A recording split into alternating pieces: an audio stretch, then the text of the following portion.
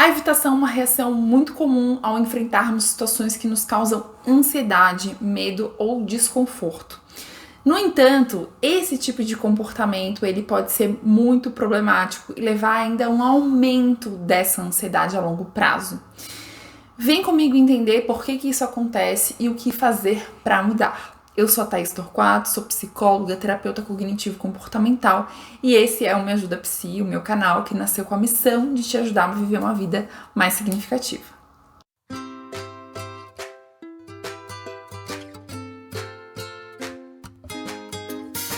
Preciso te explicar o ciclo da evitação. Quando a gente evita algo que nos causa ansiedade, desconforto, medo, inicialmente a gente vai sentir o quê? Um alívio. Ufa, né? Que bom que eu não precisei viver aquilo. Como, por exemplo, tem uma apresentação para você fazer no trabalho e você tá super ansiosa porque aquela apresentação vai ser para a diretoria e ela é cancelada, ela é transferida aí para outra semana ou é simplesmente cancelada. Na hora você vai sentir, ai, que bom que eu não precisei apresentar. Mas o que acontece depois disso? Esse alívio imediato, ele pode nos levar a acreditar que a evitação ela é uma boa estratégia, não ter que lidar com as coisas, né, me ajuda. Porém, essa sensação de alívio, ela é muito temporária. E o que acontece com o tempo? Com o tempo, esse comportamento de evitação, ele acaba reforçando a ideia de que a situação evitada é realmente muito perigosa ou é intolerável. Você não vai conseguir lidar com ela, mesmo que ela não seja.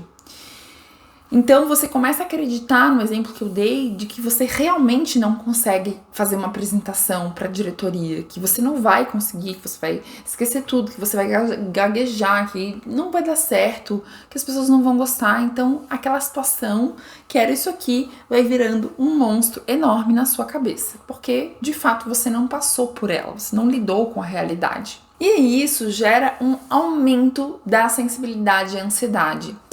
Evitar uma situação que gera ansiedade, né, impede que a gente tenha a oportunidade de enfrentá-la e perceber que na realidade a gente pode lidar com aquela situação melhor do que a gente imagina. Isso não significa perfeito, mas melhor do que a gente imagina.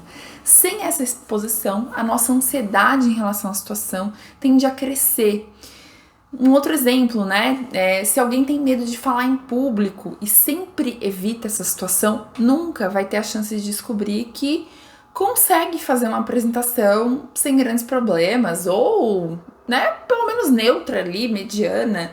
E esse medo vai se tornando ainda mais intenso, como eu já tinha comentado. E aí vem uma redução da qualidade de vida, né? Porque esse comportamento ele limita significativamente a vida da pessoa. A pessoa começa a evitar não só aquela situação que causa ansiedade, mas qualquer outra situação que está relacionada àquilo. E aí vai criando cada vez mais regras. Então eu não posso. Isso aqui também é difícil, isso aqui também é desconfortável, isso aqui também é ruim.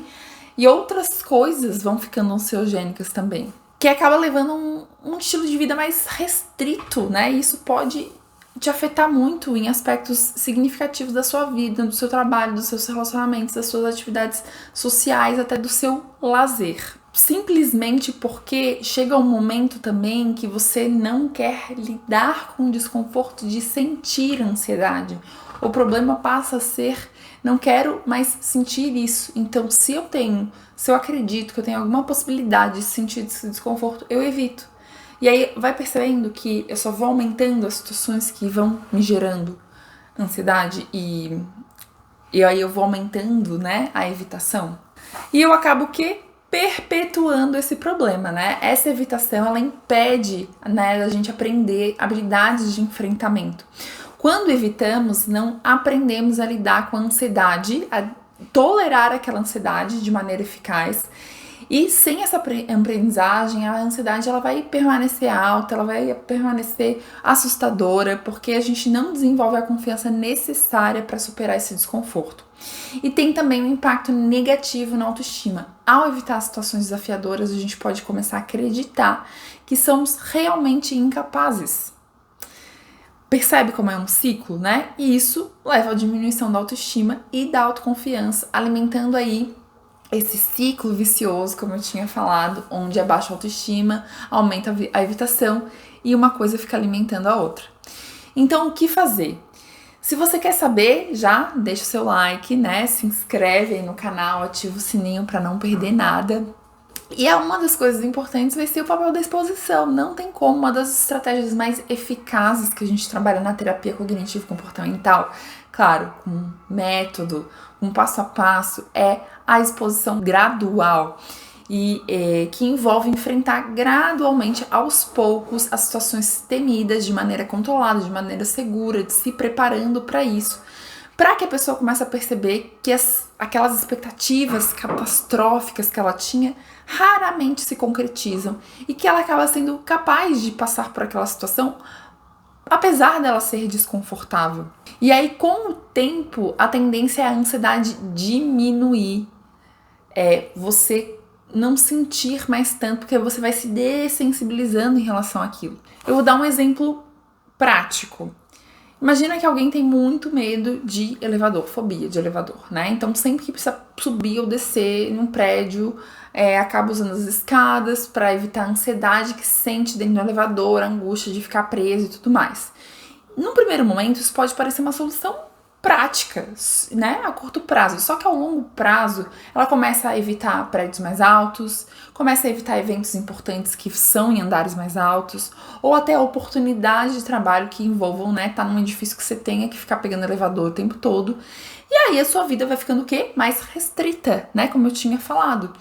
Então, se essa pessoa começa um processo gradual de exposição, que pode começar apenas entrando no elevador parado, né, e depois saindo, ou subindo somente um andar, a gente vai aos poucos, a gente cria uma escada realmente, né, do que é menos desconfortável, do que é mais desconfortável em relação a andar de elevador, por exemplo.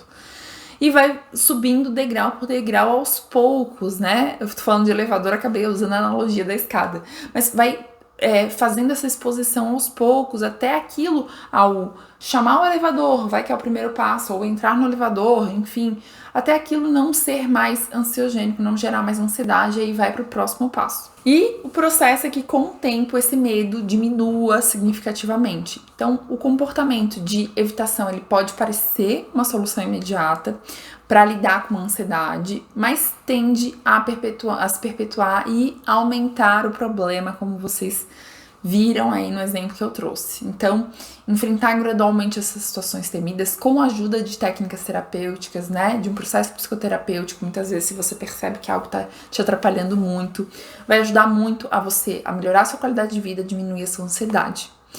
E outra coisa importante para falar, né? Às vezes nem todas as situações desafiadoras a gente precisa enfrentar, mas sim aquelas que vão trazer um retorno positivo pra gente, ou que são significativas na nossa vida, ou que não vão trazer prejuízo, né?